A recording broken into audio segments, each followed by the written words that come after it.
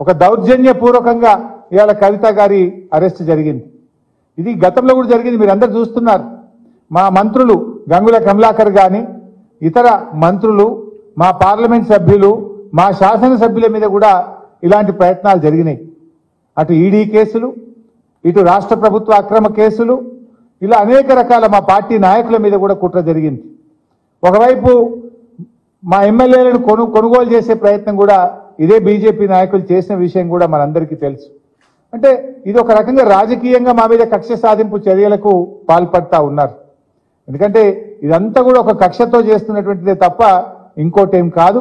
ఈ అప్రజాస్వామిక చర్యలకు నిరసనగా ఈరోజు కవిత గారి అరెస్టుకు నిరసనగా రాష్ట్ర వ్యాప్తంగా కూడా రేపు అన్ని నియోజకవర్గ కేంద్రాల్లో పెద్ద ఎత్తున నిరసన కార్యక్రమాలు చేయాలని చెప్పి పార్టీ పిలుపునిస్తా ఉంది. ఎందుకంటే ఈరోజు ఈ అరెస్ట్ అనేది కేవలం రాజకీయంగా ప్రేరేపితమైంది.